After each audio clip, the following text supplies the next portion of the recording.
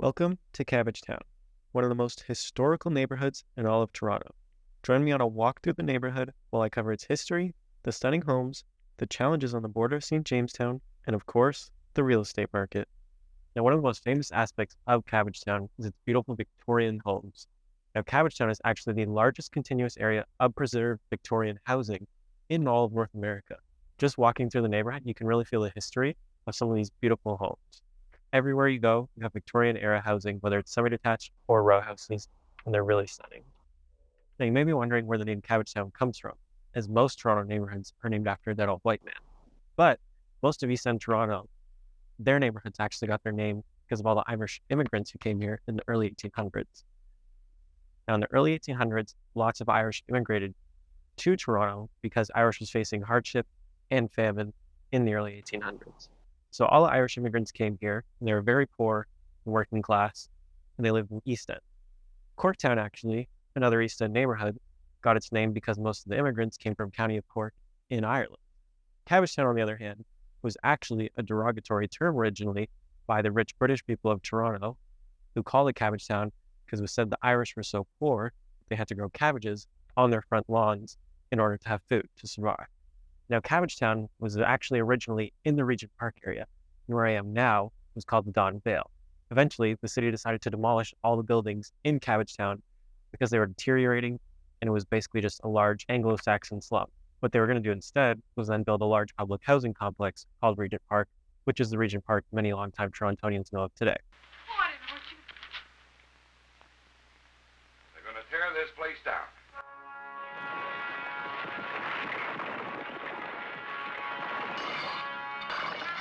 Down came Oak Street. Down came the verminous walls, the unclean, unhealthy rooms.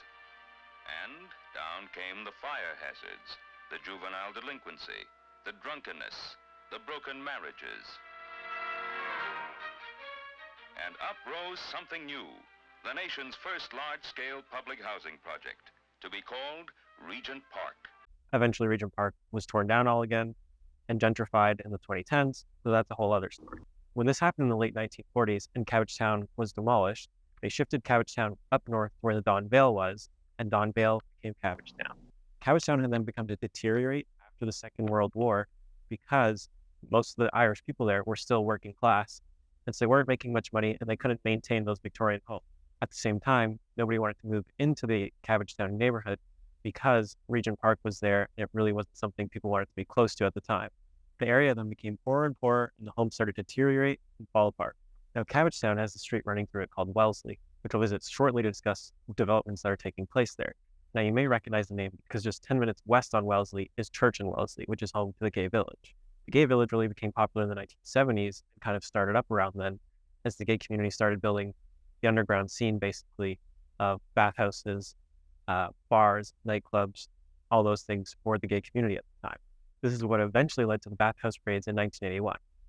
But back to the 70s, this is when it was all starting up, just west, 10-minute walk from Cabbagetown. Now, the relevance of this is that a well-known realtor named Dietterle decided to lead the revitalization of Cabbagetown. Now, Dietterle was a gay man bringing the Church and Wellesley gay village community with him to Cabbagetown to help him revitalize these old Victorian townhomes and bring Cabbagetown back to its former glory. And so it was the gay and lesbian community of Toronto at the time who were responsible for the revitalization of Cabbagetown and its historic Victorian homes in the 70s.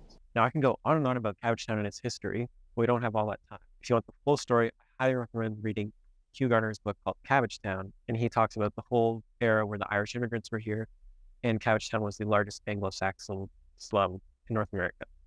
And if you watch my last video about the Toronto Co-op, you may recognize the name Hugh Garner as the author of Cabbagetown because one of the co-ops here in Cabbagetown is named after it, the Hugh Garner Co-op. Now let me take you on a walk around the neighborhood to check out the historic charm of Cabbagetown. Now, Spruce Street here is a really nice street, super quiet, and has the lovely classic charm of the rows of Victorian housing. We're actually coming up with 145 Spruce, which I saw during the peak of the market, which was February 2022. I can't remember if we offered on it, but of course sold way over asking with multiple offers for $1,658,000. And most of the Victorian housing lots are 15 by 120 feet. This one is 16 by 126. And so with these Victorian homes, they're quite narrow and it can sometimes make the space feel tight depending on the layout. But I do remember feeling that with this home, but the interior was very nice from what I remember. It was nicely updated. Looks like their neighbors are actually building a huge extension on close to story. Interesting. Now, walking towards Riverdale Farm. Now, Riverdale Farm used to be the Toronto Zoo from 1894 to 1974. The founder's house of the Toronto Zoo is actually just nearby. Now, after 1974, when it was no longer the Toronto Zoo, it became the Riverdale Farm we know today, which is a place to see farm animals, and it's actually an active working farm, so you can't pet the animals, but they're open 365 days a year, so you can come on holidays anytime. It's great for family picnics, things to do on holidays when everything else is closed. Great family fun, especially in October. They do lots of Halloween stuff, pumpkin carving. They have Boo Farm, so you can do all the cool Halloween stuff that you get at a farm without having to go to like Barrie or somewhere like that. Hello. It's very talkative. Yeah. That one's not a happy cat. Look at that scratching post. Now, just next to Riverdale Farm is the Necropolis Cemetery. This is Toronto's oldest cemetery, dating all the way back to 1850. It is a beautiful cemetery with a stunning Gothic style of architecture to it. Many important Torontonians are actually here as their final resting place, including the former NDP leader Jack Layton, who was married to Olivia Chow, our current mayor. Dietterle Kent, the realtor who led the revitalization of Cabbagetown, also rests here, as he died prematurely at the age of 47 due to brain aneurysm. The first Canadian-born black surgeon, Anderson Abbott, also rests here, and Ned Hanlon, a famous Canadian rower, who Hanlon's Point is named after, also rests here. Now this is one of my favorite streets in all of Toronto. It has beautifully maintained Victorian homes, and it's a nice and quiet street.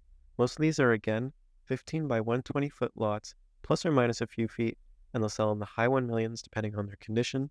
8 Metcalfe here, sold in September for $1,748,000. The interior was slightly dated, but in good condition. 22 Metcalfe here was up for sale for less than a month this past August at $2,595,000. 22 Metcalfe is quite similar to 8 Metcalfe, but it has a slightly more dated interior. Now, as we make our way up Metcalfe, as we approach the first intersection, which is Metcalfe and Winchester, oh, there's actually a cat climbing this fire escape here on this lovely looking building. Anyways, so as I was saying, here at Metcalfe and Winchester, you find yourself the Winchester Street Theatre. Now, this used to be a Presbyterian church from 1891 until 1979, where it then became the Winchester Street Theatre, where they do all kinds of dance performances and classes. Now, as we head west on Winchester, we get back to the main street being Parliament, and we're at Hotel Winchester. Now, the two-story section of Hotel Winchester here was built in 1881, and the 3.5-story section was built in 1888. It's rumored that Al Capone used to smuggle alcohol through here during the Prohibition. It is now home to these fast food chains and a MOBA zone, and no longer a hotel. Now I'm going to get out of the little small division here to the east of Parliament, and I'm going to head west towards Parliament, which is where the border of Cabbagetown and St. Jamestown is. Now, the actual full name of Cabbagetown is Cabbagetown, South St. Jamestown. So where we're going, which is Parliament and Wellesley, just north of Wellesley is North St. Jamestown and St. Jamestown, and just south of Wellesley on that side of the street is then Cabbagetown, South St. Jamestown. Now, fun fact, this pizza was the first ever location for the franchise, and it opened December 31st, 1967. Happy belated birthday. Anyways, this is where the neighborhood changes, as you no longer see any Victorian homes or buildings from the 1800s. Here at Parliament and Wellesley, you are met with what is the daily reality for many Toronto residents. This part of Toronto, up to Bloor, I'll bring up the map again, is the most densely populated area in all of Canada. Now, it is said that 18,000 people live here, but it's probably closer to 26,000 because you have to account for undocumented people and people that are missing population counts. Now, you may think 18,000 people, it's not a lot. We're in Toronto, right? But this whole area, as I sure you saw on the map, is very small. It is only 0.23 square kilometers. That's right, 0.23 square kilometers. And to put that density into perspective, if you look at downtown Toronto, their density is 16,000 people per square kilometer. There's more than that living here in just 0.23 square kilometers.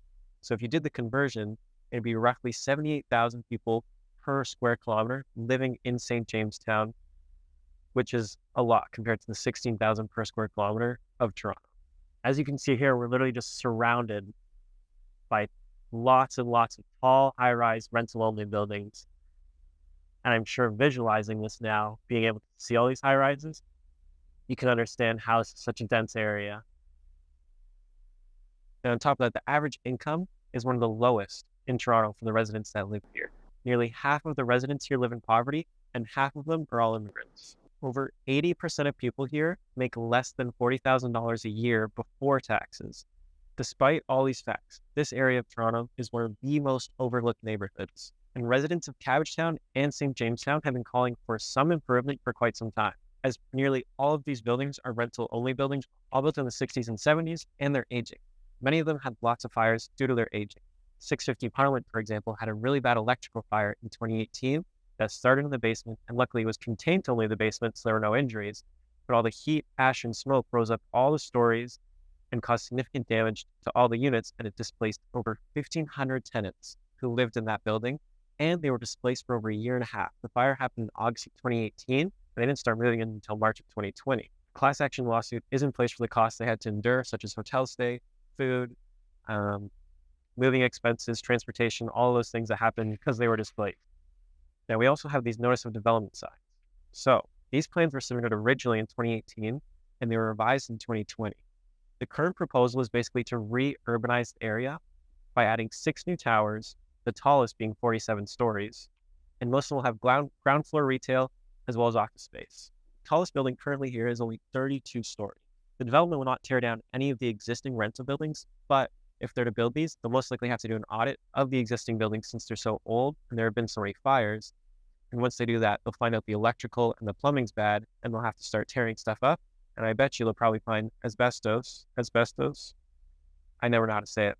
They'll find it, and they're going to have to fully do all that, which is probably going to lead to evictions for a lot of these tenants so that they can do these renovations because they won't be able to do them while they're living there.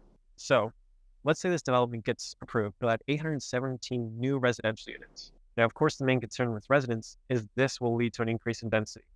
There's already just the Food Basics and the Freshco as the 2 grocery stores in the area. There's only the Food Basics and the Freshco.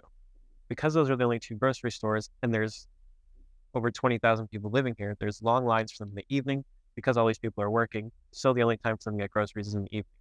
Add to that, the one bus stop here is the 94 bus, which just goes east-west along Wellesley. So it goes west all the way to Ossington Station, and then it goes northeast just a block up here to Castle Frank Station, which then Castle Frank Station is the subway, which is line 2, and that just goes east-west as well. So you have to connect to another station if you want to go south or north, because we just don't really have a good transit system, but they're worse off here. You also have Sherburne Station just there, so they can take that as subway as well. The other concern, aside from the increase in density, is they're going to be removing this Food Basics and replacing it with another grocery store that hasn't been specified. So obviously the concern is that Food Basics is one of the more affordable grocery stores, and they're going to replace it with something expensive, which the residents here can't afford. If anyone's interested in reading over the full proposal, I'll link it down below, and you can check out the full plans on what they plan to add. So they plan on adding some streets as well, and you can see what that means for the area. Now, while the proposed project for St. Jamestown might beautify the place, just beautifying it and making it look pretty won't really solve the current problems. So the question is, will it just stay the same, or will it end up pushing all these people out because now there's just going to be expensive things that they can't afford and they're going to have to find somewhere else to live? If not, and it stays the same, it doesn't change the fact that this increase in density affects everyone that lives here, and not just in St. Jamestown, but all the surrounding neighborhoods, because it puts a strain on all the resources from traffic to TTC to the grocery stores and to the schools, and they should prioritize the current population before trying to increase it. Now, across the street and on the south side of Wellesley, which is what is considered Cabbagetown, you have these heritage row houses that are facing demolition. Toronto Community Housing, or TCH, owned these row homes and ran them as rooming houses for decades. In 2018, TCH put the row homes up for sale, and Dixon Hall, a nonprofit housing operator, was the highest bidder. Before Dixon Hall takes possession, they're asking TCH to do renovations and update the interior. Now, to do this, TCH had to evict the people living here. Unfortunately, the row homes are designated as heritage sites, And so there are heaps and heaps of red tape surrounding these homes and what is needed to be able to just change the doorknob. Now, all these people that were living here, TCHC gave away my home. They're without a home because they were evicted early. I bet you there's nothing really going on in there. They maybe tore up a few things, but there's no major renovations happening still because it's heritage. So there's a bunch of red tape around it and nothing's happening. And now it's just an empty block of townhomes. Now let's head back in the direction we came from and go east on Wellesley Street to where it ends at Wellesley Park and take a look at the homes there in that part of Cabbagetown. As you walk down Wellesley into this subdivision here, there is a famous piece of history hidden within these housing units. This famous piece of history is called the Owl House, 390 Wellesley Street, Unit 9. The Owl House was built in 1893, and Charles William Jeffreys, or C.W. Jeffreys as he's known, lived here during that time. Now, if you're good on your Canadian history, you know he was a founding member of the Group of Seven. So let's stop here at Park Road. Let me give you a quick rundown of the real estate market stats in Cabbagetown and what it's like. 2023 saw 61 freehold homes sell, and the year before that, 57 freehold homes had sold. 2023 saw 117 condo units sell in the neighborhood, and the year before that, 91 condo units had sold. Detached homes are rare. On average, whenever you're looking for a detached listing, you're going to maybe see 2 homes on market that are available at the time.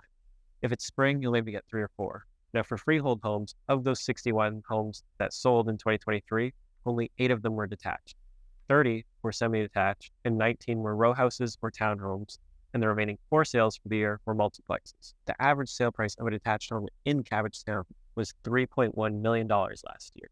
Now, this was inflated by the sale of 2 stunning historic heritage homes that sold for $4,250,000. If you take those sales out, then the average sale price for a detached home in Cabbagetown becomes around $2,466,000. Value of detached and semi-detached homes in Cabbagetown has increased by 33% over the past 5 years. Semi-detached homes had an average sale price of $1,880,000 last year. Row houses had an average sale price of $1,576,000. They have appreciated by 31% over the past 5 years, so almost the same as detached and semi-detached. Condos had an average sale price of $717,000 in Cabbagetown last year. 1 beds average around $597,000. 2 beds, they average around $855,000. And 3 beds, they average around $1,287,000. Condos have appreciated only 9% over the past 5 years. For comparison, downtown Toronto, depending on which pocket, but overall, has seen an average of 30% increase in condo prices over the past 5 years. So Cabbagetown, it's mainly because they just don't really have condos, so the value doesn't go up much. And this neighborhood is really just about detached, semi-detached, and the row houses. Overall, Cabbagetown has tons of character and charm. The neighborhood is also full of amazing local businesses and restaurants. I highly recommend you check out Dova. They're an amazing restaurant that serves Sicilian and Mediterranean. They also have an amazing Valentine's Day menu that they do every year, so check that out as Valentine's Day is coming up, if they have any open spots left. House on Parliament is also super popular with not only the locals, but people from out of town. It's a big, nice British-style pub. Everybody loves it. La Gloria Mexican coffee is also really good for morning coffee if you're a coffee person. They do Mexican coffee, and they also do Mexican breakfast. You can find chilaquiles there, which you really can't find that often in Toronto. Great breakfast item, so go check it out. Overall, there's just tons of cool spots to check out, from restaurants to local businesses. There's some cool art galleries and studios here as well. The Cabbagetown Business Improvement Area hosts an annual street festival that returned for the first time since COVID just this past September. 2024's festival will be its 45th running. And it's just what you're imagining: tons of food, vendors, local businesses, music, and fun. Well, thanks for joining me on this little exploration of Cabbagetown. I hope you enjoyed it. As a realtor in Toronto, I love exploring the Toronto neighborhoods because there's so much history to them. This is my first time doing this type of video. I've wanted to do it for a while. Just let me know what you think about it. If it's too long, I'm not sure how long I'm at now in terms of footage. If you want it even longer and more in-depth, let me know. If you didn't think I covered enough and we're basically like more in-depth, let me know and I'll know that I can make these videos longer. But I do try and keep my videos somewhat compact, like around 10 minutes. But yeah, again, not sure how long this will be. If you're interested in learning more about Cabbagetown or other unique Toronto neighborhoods, don't hesitate to reach out. Contact info is down below in the description as always. And remember to subscribe for more real estate content. I'm going to try and do more of these videos in the future, so remember to subscribe for more content like this, neighborhood tours, you name it. Thanks for watching.